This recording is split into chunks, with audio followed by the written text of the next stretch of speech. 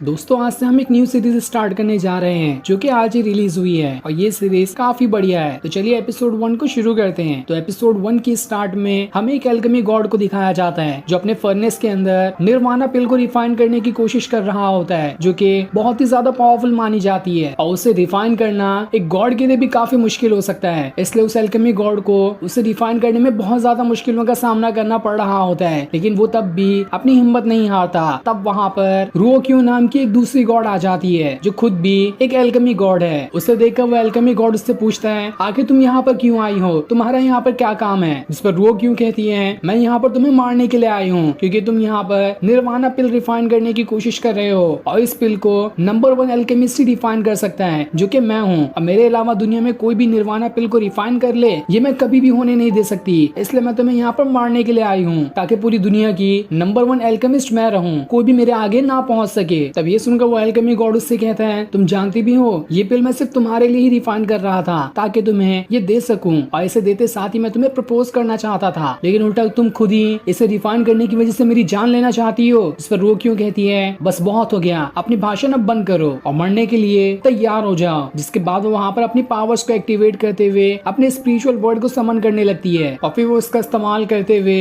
उसे सीधा उस गॉड के पीछे लगा देती है। इसलिए वो गॉड उस बर्ड से बचने की कोशिश करता है और वहाँ से इधर उधर भागना शुरू कर देता है, जहाँ खुद में वो ये कह रहा था इस बार मैं निर्वाणा पिल रिफाइन नहीं कर पाया तो क्या हुआ, अगली बार मैं दोबारा से कोशिश करूंगा, लेकिन मुझे कोई मार दे ये मैं कभी होने नहीं दे सकता। अगर आज मेरा मरना ही लिखा है तो मैं अपने हाथों से अपनी जान दूंगा, कोई दूसरा मेरी जान नहीं निकाल सकता। जिसके बाद वो खुद ही अपने एल्केमी फर्नेस के अंदर चले जाता है जहाँ पर बहुत ज्यादा गर्मी थी और वहाँ वो अपनी पावर का इस्तेमाल करना शुरू कर देता है, जिस वजह से हर जगह बिल्कुल टूटने लगती है और इस तरह से वो एल्केमी गॉड भी मारा जाता है। अब हम कुछ सालों बाद का सीन देखते हैं जहाँ पर एक एकेडमी के अंदर कई सारे डिसाइपल आए होते हैं ताकि वो उस एकेडमी का हिस्सा बन सके। तब वहाँ पर मास्टर सारे आए हुए डिसाइपल से कह रहे होते हैं कि मार्शल आर्ट की दुनिया में कोई शॉर्टकट नहीं होता, तुम्हें शुरुआत से शुरू करना होगा और ना ही कल्टीवेशन सिर्फ पावर के लिए होता है, कल्टीवेशन तो दिमाग, ताकत, हिम्मत इन सारी चीजों के लिए भी होता है। अगर तुम एक बार कल्टीवेशन करते हो तो तुम्हारा इन सब चीजों के अंदर सुधार आने लगेगा। जिसके बाद वो वहाँ पर एक फॉर्मेशन को एक्टिवेट करना शुरू कर देते हैं। जिसके बाद मास्टर सारे लोगों को वहाँ पर रूल बताना शुरू कर देते हैं कि यहाँ पर सभी को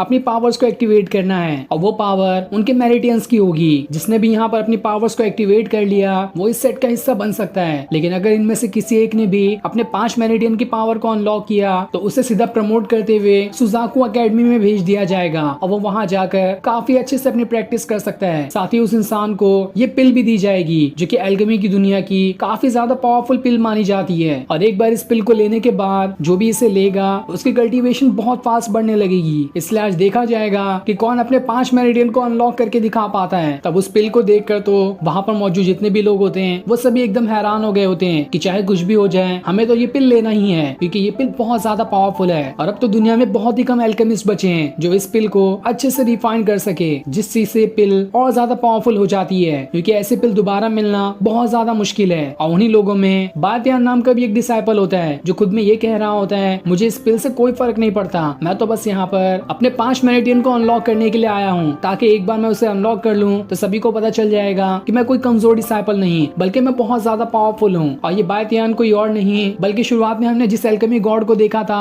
वो बातियान के ही एंसेस्टर है, लेकिन अभी बातियान को उनकी कोई भी यादें नहीं है कि आखिर उसके एंसेस्टर कौन है। तब वहाँ पर 2 डिसाइपल आते हैं जो वहाँ पर बातियान का मजाक उड़ाना शुरू कर देते हैं कि तुम तो किसी काम के नहीं हो, तुम बहुत ही ज्यादा कमजोर हो, तुम और तुम्हारी पूरी फैमिली किसी काम की नहीं है, देख लेना कुछ दिनों बाद ही तुम्हारी सू फैमिली हमारी फैमिली से रिप्लेस हो जाएगी और हमारी फैमिली तुम्हारे से आगे निकल जाएगी, जिस वजह से इस पूरे के पूरे कॉन्टिनेंट में हमारी मू फैमिली का नाम रोशन हो जाएगा। उन्हीं में एक लड़की भी होती है जिसने कुछ टाइम पहले बातियान को प्रपोज किया हुआ था, लेकिन बातियान ने उसे रिजेक्ट कर दिया होता है और अब वो जिस लड़के के साथ आई है वो उसे डेट कर रही है। तब वहाँ पर कुछ लड़कियां आ जाती है जो बातियान का सपोर्ट करते हुए उन दोनों से कहती है कुछ दिनों पहले जब बातियान को चोट नहीं लगी थी तब तो किसी के अंदर हिम्मत नहीं थी कि आगे बातियान से ऐसी बात कर सके, और आज देखो जब उसे चोट लग गई है तो तुम यहाँ पर अपना मुंह उठाकर आ गए ताकि अपना धौंस जमा सको कि देखो हम तो बातियान को भी हरा सकते हैं, लेकिन असल में तो तुम लोग एकदम डरपोक हो, तुम्हारी कोई औकात नहीं बातियान के सामने खड़े रहने की। तब वो लड़की जिसका नाम मूवान होता है वो दोबारा से उस टाइम को सोचने लगती है जब उसने बातियान को प्रपोज किया था, लेकिन तब बातियान उसे रिजेक्ट करके वहाँ से चला गया होता है, जिस चीज को याद कर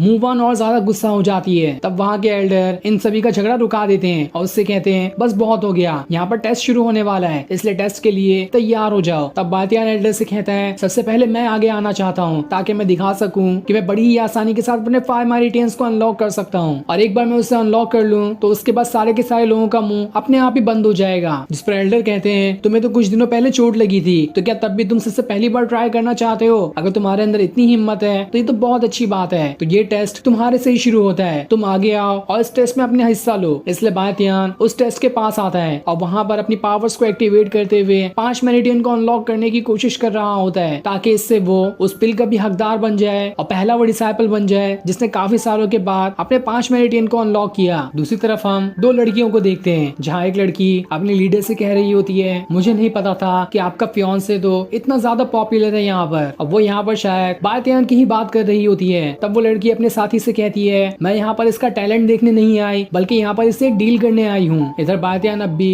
अपनी पावर का इस्तेमाल करते हुए अपने मेरिडियन को अनलॉक करने की कोशिश कर रहा होता है, लेकिन वो 5 क्या एक भी मेरिडियन को ठीक से अनलॉक नहीं कर पाता, और काफी ज्यादा कोशिश करने की वजह से उसके खुद के जो मेरिडियंस होते हैं वो भी ब्लॉक होने लगते हैं, और इससे उसे काफी ज्यादा तकलीफ हो रही होती है। ये देखकर सभी उसका मजाक उड़ाना शुरू कर देते हैं कि ये तो किसी काम का नहीं है, बहुत ज्यादा उछल रहा था लेकिन असल में तो इसके पास कुछ भी नहीं है। वही बातियान इस चीज से काफी ज्यादा उदास होता है कि क्या मैं दोबारा से हारने वाला हूँ? हमेशा से तो मेरी बेइज्जती ही होते आई है, लेकिन आज मैं कुछ भी करके अपने 5 मेरिडियन को तो अनलॉक करके ही रहूंगा। तब उसे उसके एंसेस्टर की सारी मेमोरी आने लगती है, जिसमें उसे रोकियों भी दिखाई देती है, किस तरह से उसने उसके एंसेस्टर की जान ली थी। इस चीज से तो वो बहुत ज्यादा गुस्सा हो गया होता है। साथ ही अब उसके पास उसके एंसेस्टर की भी पावर्स आ चुकी थी, और जैसे वो अपने एंसेस्टर की पावर का इस्तेमाल करते हुए अपने दोबारा से मेरिडियन को अनलॉक करने की कोशिश करता है, तो इस बार वो बड़ी ही आसानी के साथ अपने 5 के 5 मेरिडियन को अनलॉक कर पाता है। ये देखकर तो सारे के सारे लोग एकदम हैरान थे कि आखिर बातियान ने ये कर कैसे दिखाया। साथ ही इस चीज से